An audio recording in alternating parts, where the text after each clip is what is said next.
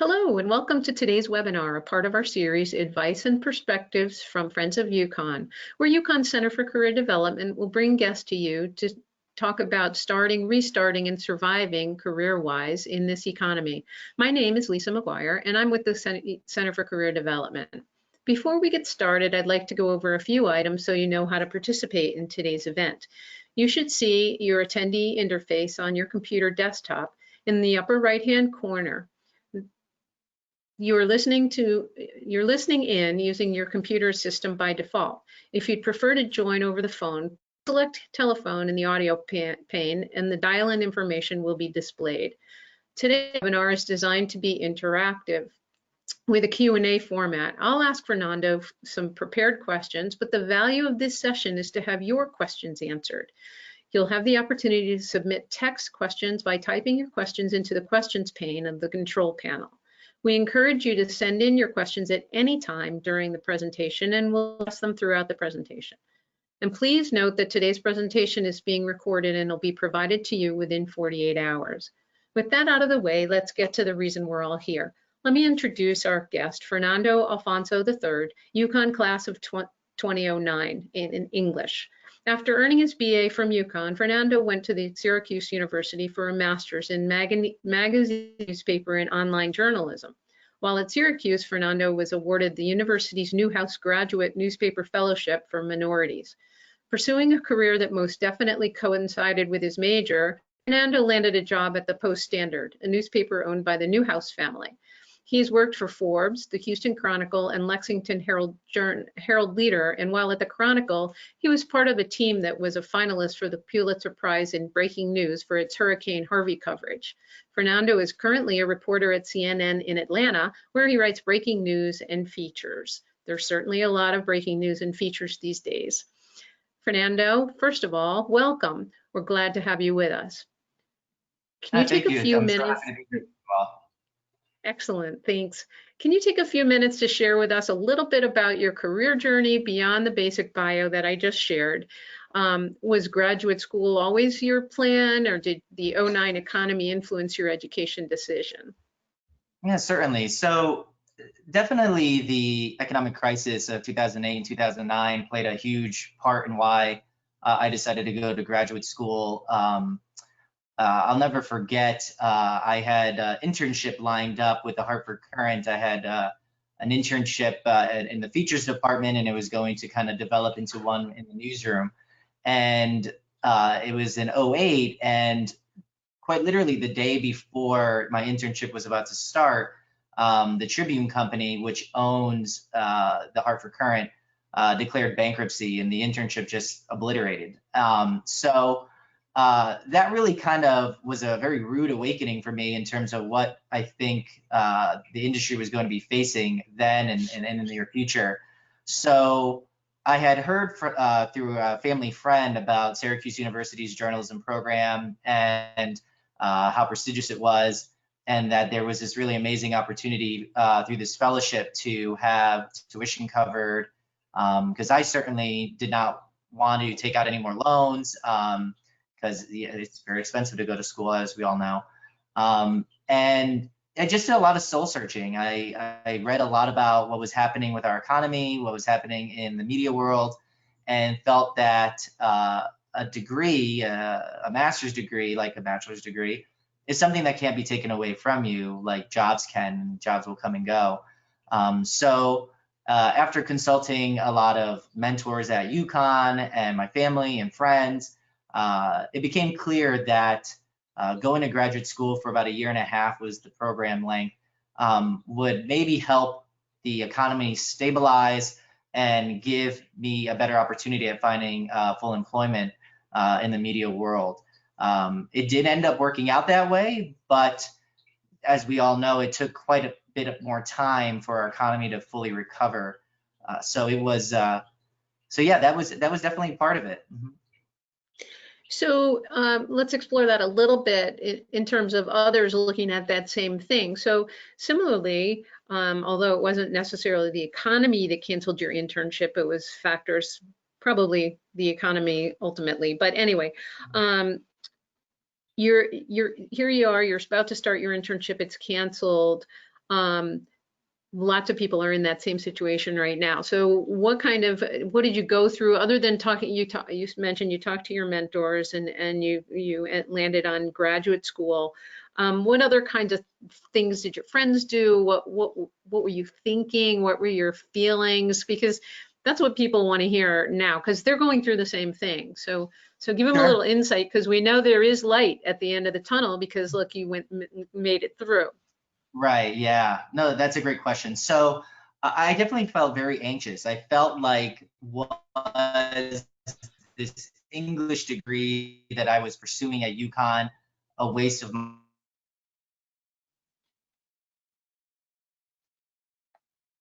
Oh, I think we lost your audio.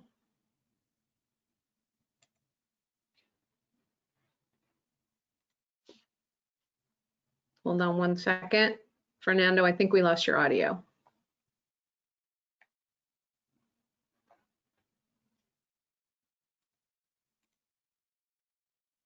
I still had time left at UConn, and I didn't want to just let that internship be the last thing I pursued. So I had reached out to a professor in English. He's no longer at the university. His name is Scott Bradfield, though. He's a brilliant author, and did an independent study with him. And then I circled back to other professors I had at the university, one who was a editor at the Journal Inquirer, and she helped give me an opportunity to internship there when there really wasn't an internship program that was, all that active or robust. So I really just tried to rally as much as I could, and just kind of create opportunity where there maybe wasn't any. So a lot of my colleagues outside of English, my English colleagues, they were facing a very similar situation. And I actually saw many of them completely pivot to other career trajectories. Some of them did go to graduate school as well.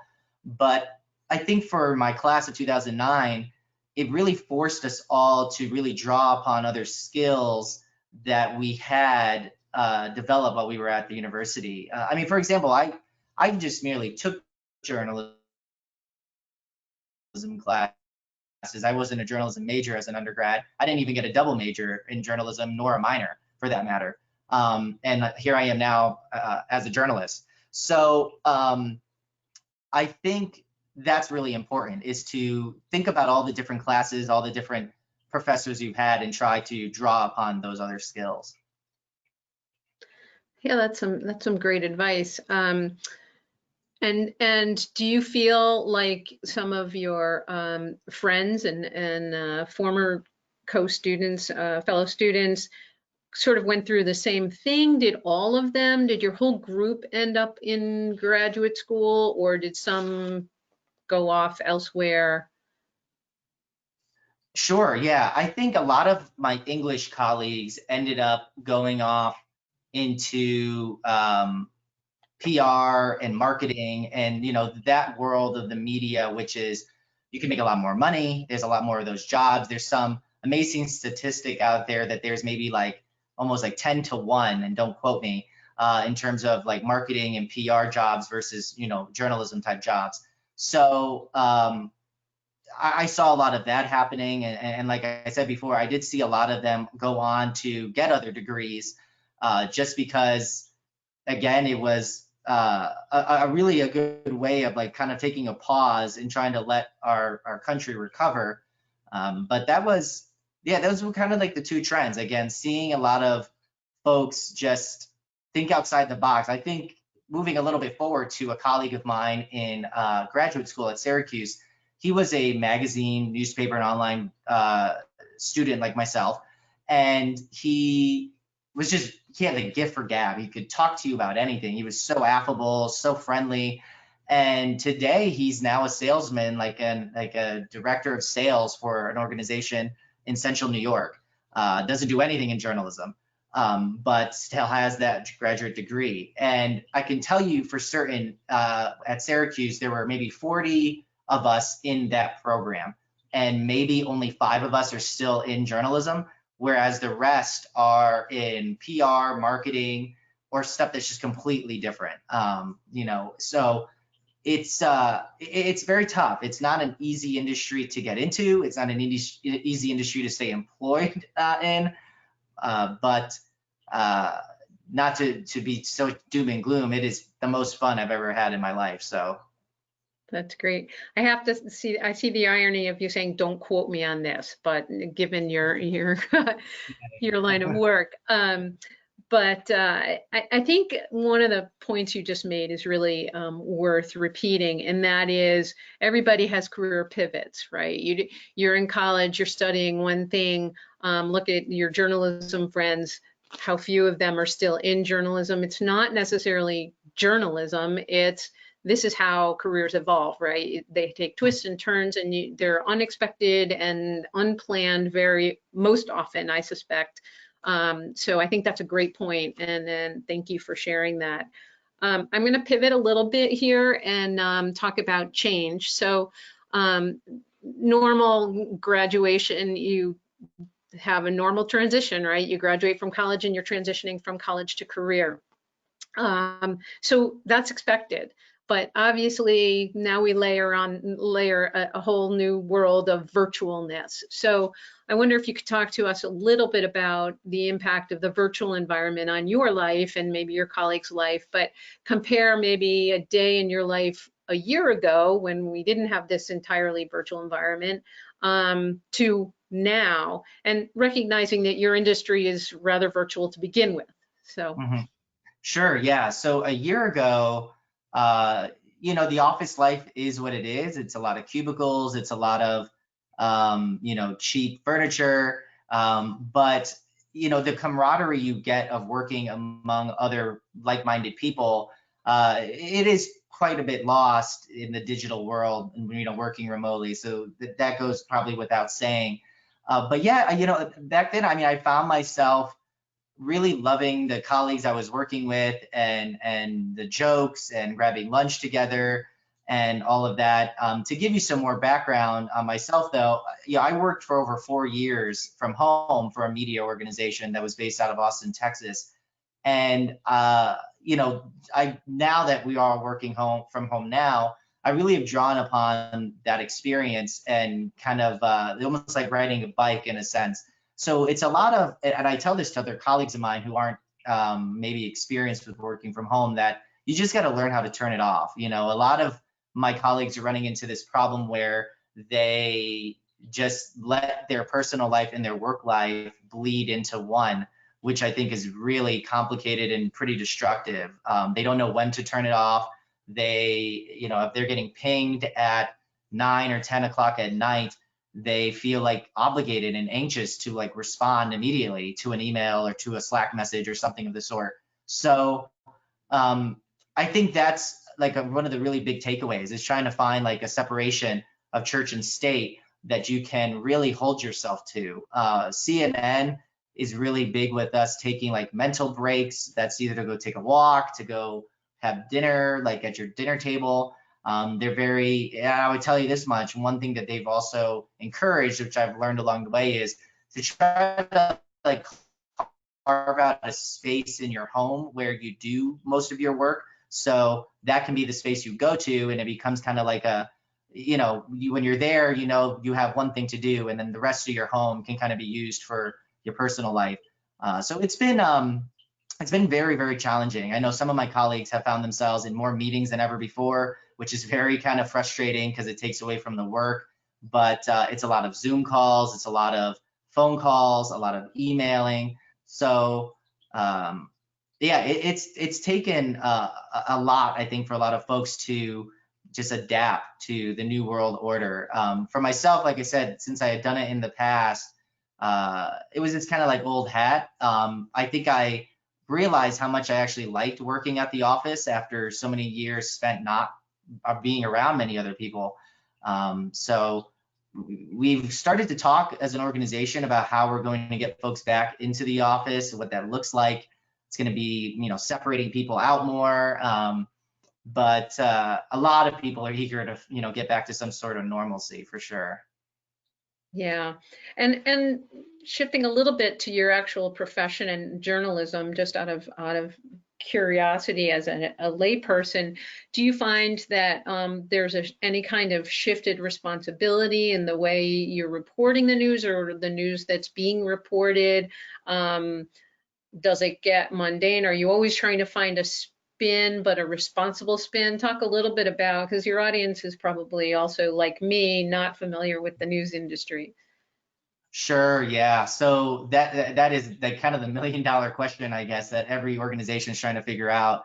We've seen a bit of like coronavirus fatigue in our coverage. We see a lot of people just kind of tuning out figuratively and literally from our coverage because it's so encompassing. It's everything you look at online, and then it's in your face in your personal life. So for me as a journalist, I've always taken a lot of pride in trying to find stories that aren't being told or different perspectives that aren't being shared. So today, actually, I just published a story on a rise in relapses among opioid users in Appalachia. And it's not a narrative that's really been out there much. To be fair, it has been covered elsewhere, including at CNN. But it's just kind of looking at it from a different way than you're maybe seeing. I'm working also on a story now about child abuse online and the rise in online investigations into child abuse being done at a national level.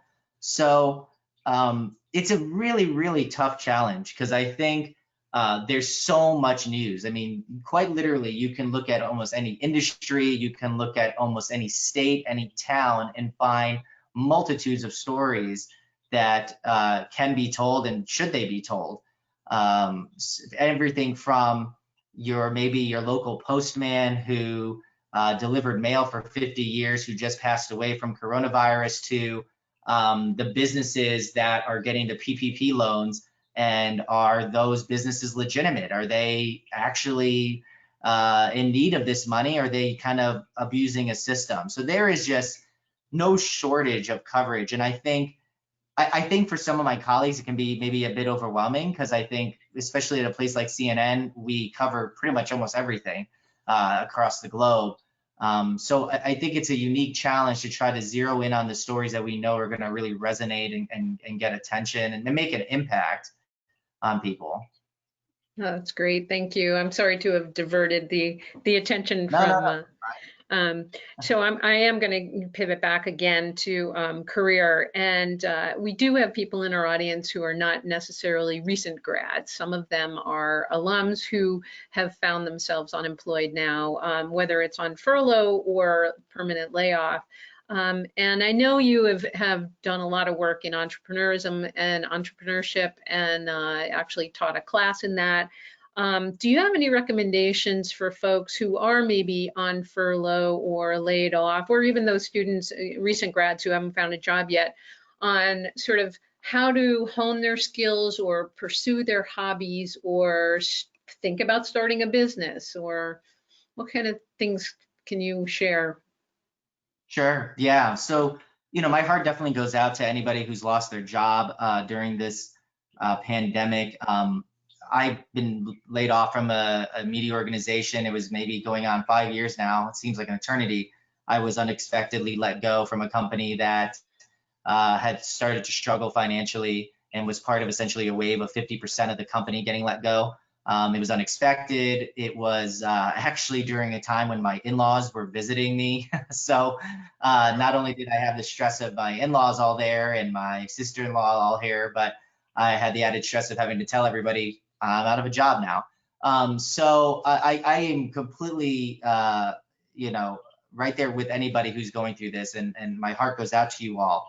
Um, I'll just continue to tell you a little bit how I coped then and maybe kind of expand a little bit. But basically, the moment I was let go, I needed to make money. I needed to provide for my family. So I took any and every job I could find. I was fortunate enough to get some severance. So I had maybe about a couple of weeks of severance that I could draw upon, and that gave me a bit of a buffer. Some people don't have that, and I think that's really, really unfortunate.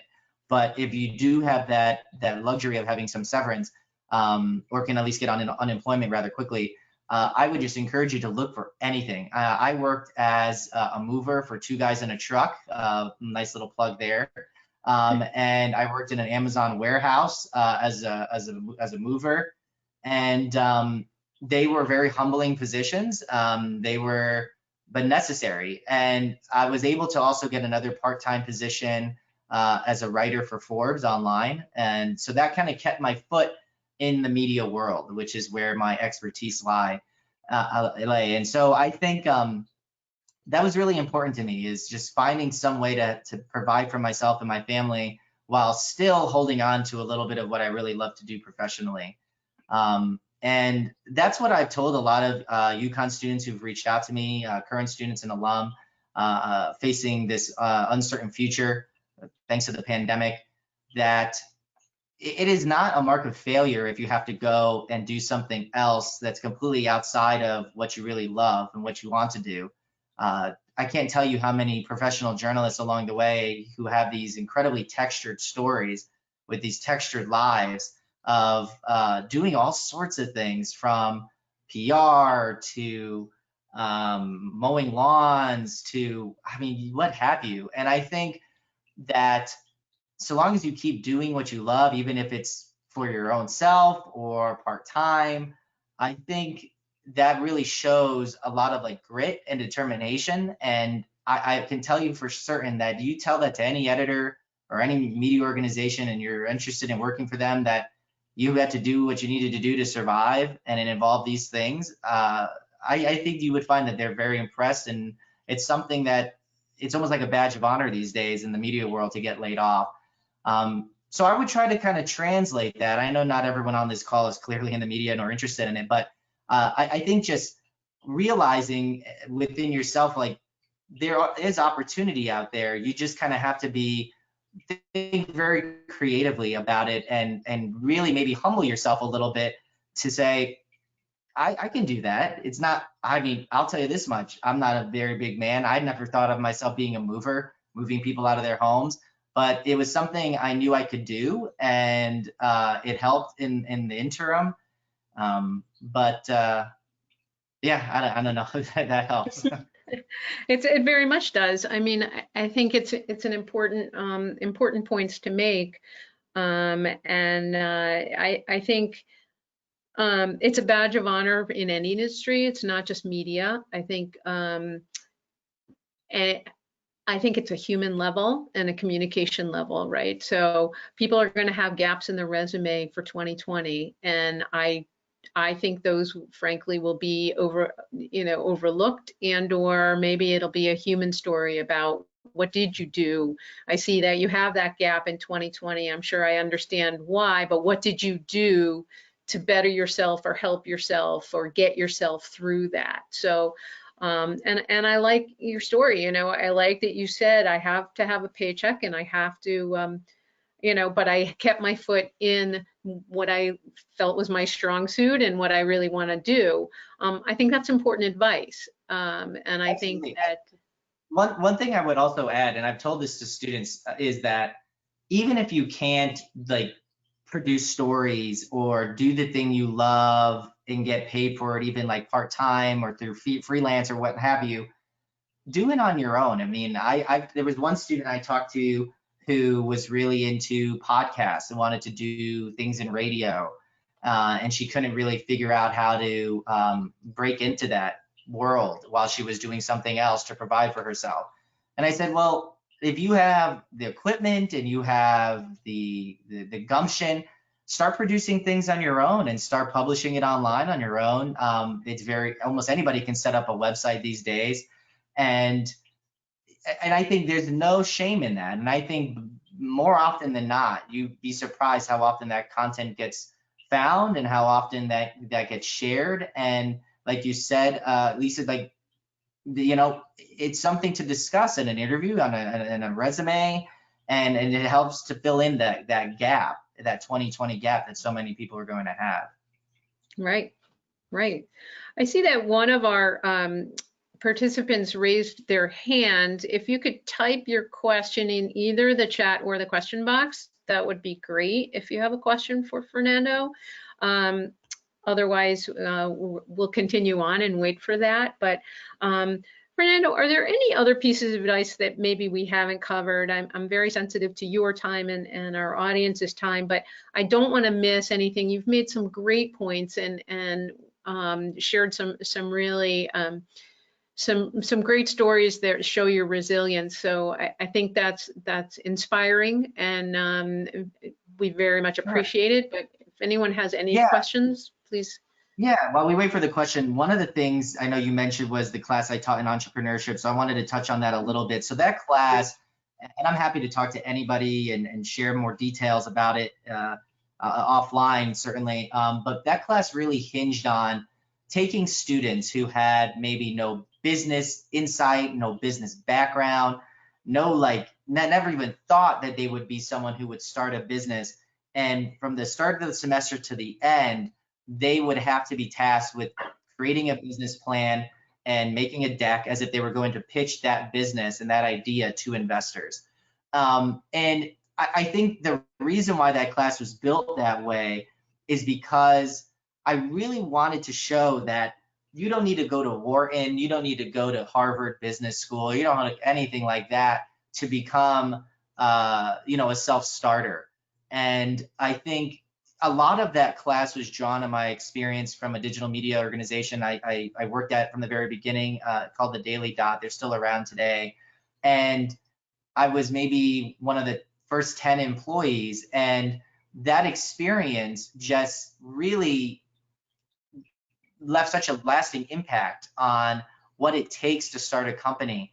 And so many of the folks involved on the ground floor, like myself, never saw ourselves doing something like that. But with the level of creativity and just the hard work we put in around the clock hours, we were able to start something from nothing.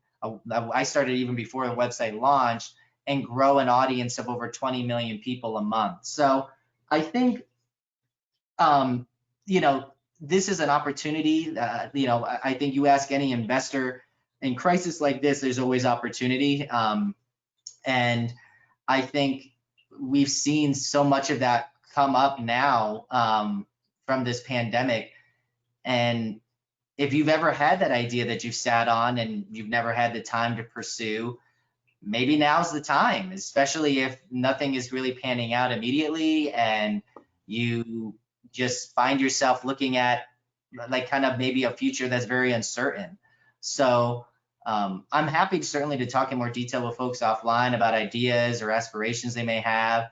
And maybe if it's not necessarily the big leap of starting something on your own, but perhaps pursuing a career in the vast world of startups that's out there. No, that's awesome. What a nice gesture and a nice offer. I appreciate that. I'm sure others do too. So questions we did get so far or that just came in are somewhat unrelated. So I'll start with a basic on your career at UConn. Did you write for the Daily Campus? And if not, well, regardless, would you encourage current students to write for the Daily Campus to get some experience? Sure. Yeah, that is a great question. I have always been very upfront and honest. I did not write for the Daily Campus. I wrote and pursued one story. It never got published because I blew the deadline, to be honest. And it was a story that I think could still be done, in all honesty. It was about, at the time at least at UConn, there were dorms and buildings that had been grandfathered in that didn't have elevators. And I was an RA at my time at UConn in North Campus. I think North Campus is still there. And many of our buildings, if not all of them mostly, did not have elevators. And I had a student once who injured himself temporarily. He was on crutches. We lived on the 3rd floor. And it was just heartbreaking to see him have to like struggle up and down every day. And it just kind of stuck out in my mind, like what system is there for students in these dormitories that don't have elevators to get help and support, So I really wanted that story to be published. It wasn't. And again, like, I think I saw that failure within myself as a student as like kind of an opportunity to like never miss a deadline again, or at least try not to.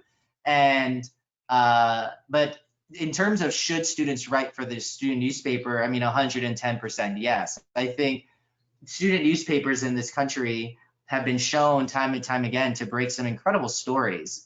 They help to fill the gap that I think professional news organizations have left behind, because if anybody knows or is opened a website and just type in newspaper and economy, there are less newspapers today than ever before, less journalists today than ever before, and student journalists have broken huge stories. I mean, national and international stories, holding, you know, people on campus and around that, you know, your campus community accountable.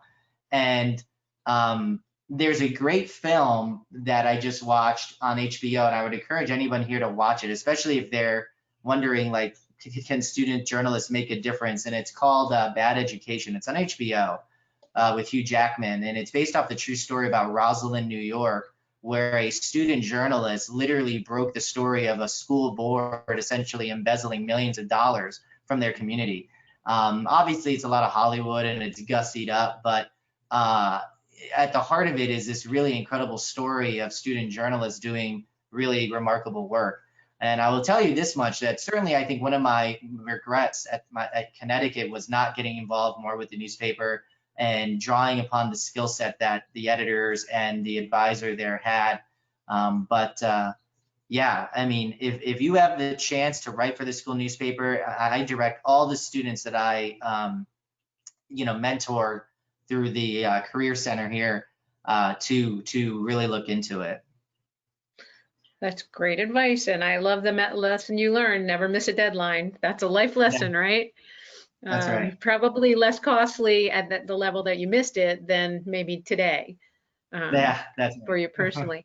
So we have a few more questions that are regarding much more specific to journalism and to you in particular, because we have some folks interested in how you broke into CNN in particular, but also one that journalism student who is thanking you and hope you're staying safe and healthy.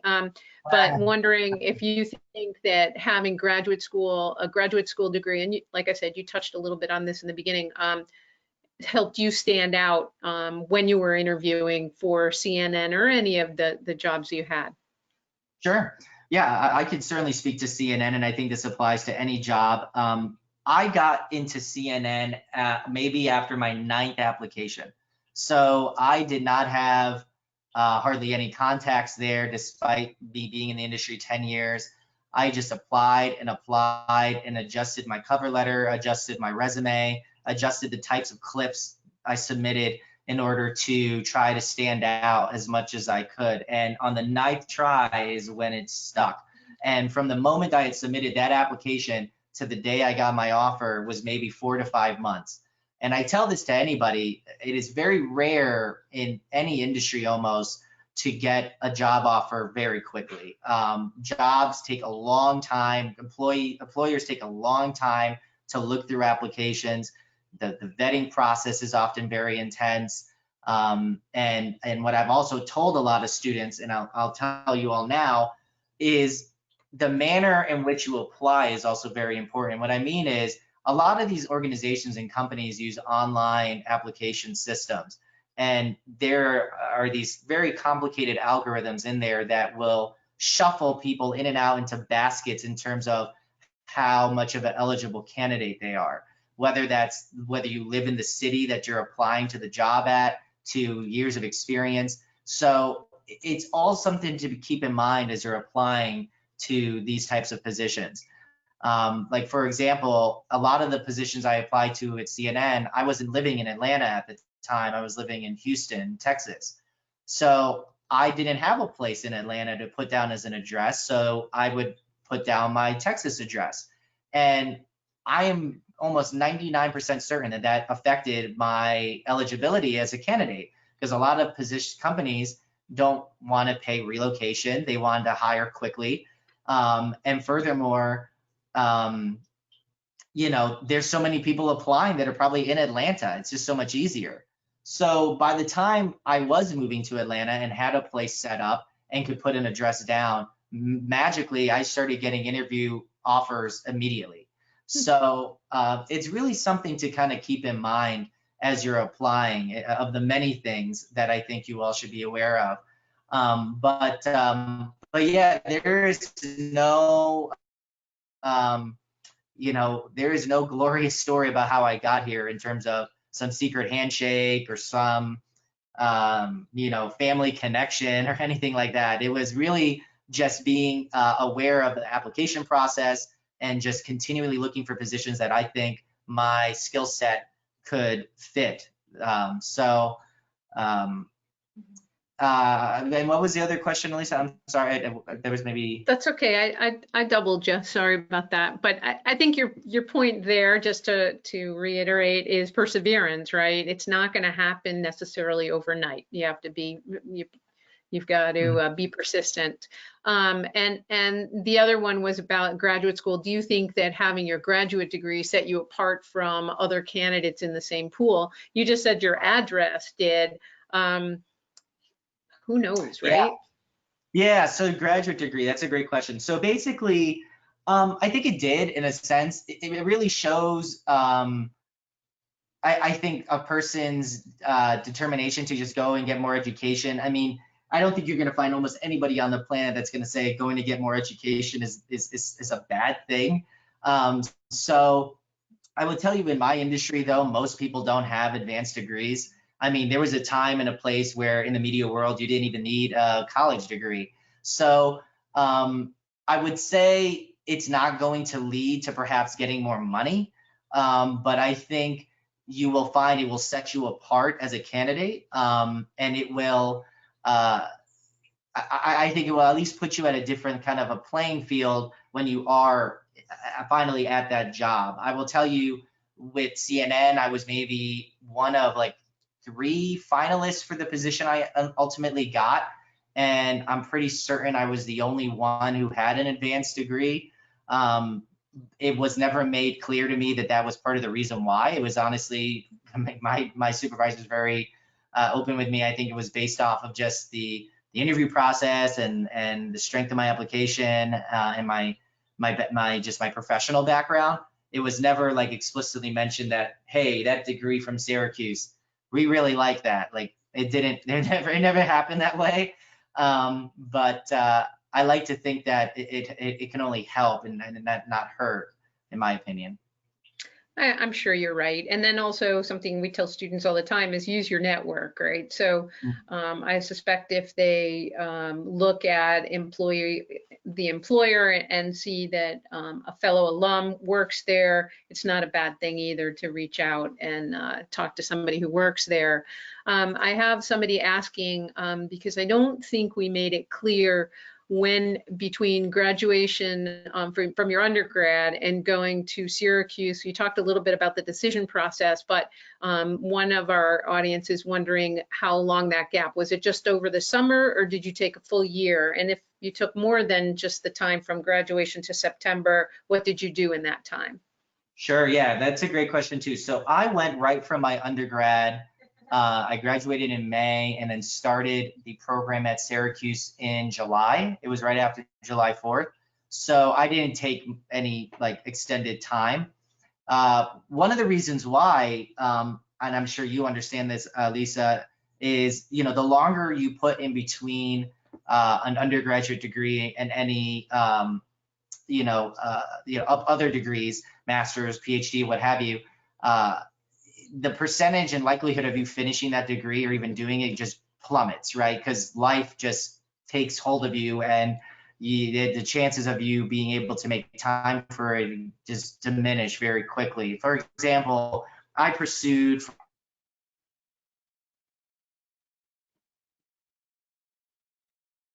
I'm losing you again.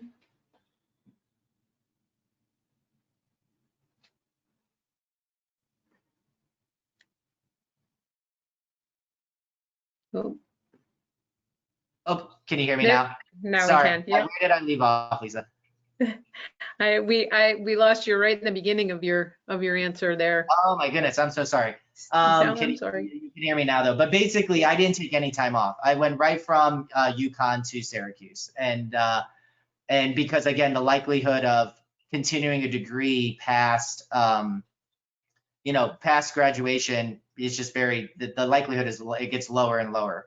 I pursued like a doctorate degree at one point for a couple years ago, full time, and never finished it just because I had to keep working. So Yeah, I think that makes sense for many of us. A lot of people have that discipline, but I'm not sure everybody does, right?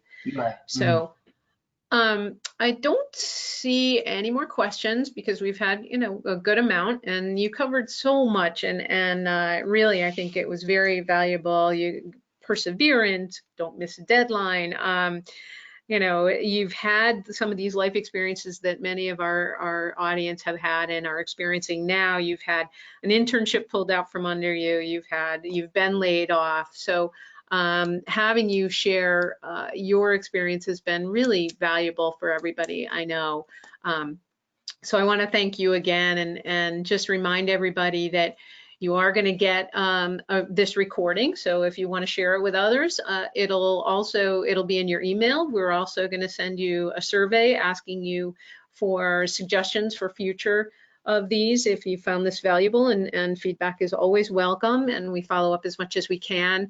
And this is a weekly series, so we're glad to have Fernando today. Next week at 3 o'clock on Thursday, we are going to have an attorney, another Husky, who works in the Stanford law firm, to talk about his graduating in the same time period where the economy was tough. So I thank everyone for being here, and Fernando, thank you. Yeah, thank you very much for having me. I want to just put the offer out there. Please reach out to me through the Husky Network. My website is fernandoalfonso.com. My personal email is there. I work with students from UConn to students here in Atlanta. I'm happy to just hear, how things are going with you all. And if there's anything I can do to provide some feedback, I'm very honest. I don't sugarcoat things about this industry, about the world we live in. So if Lost you again.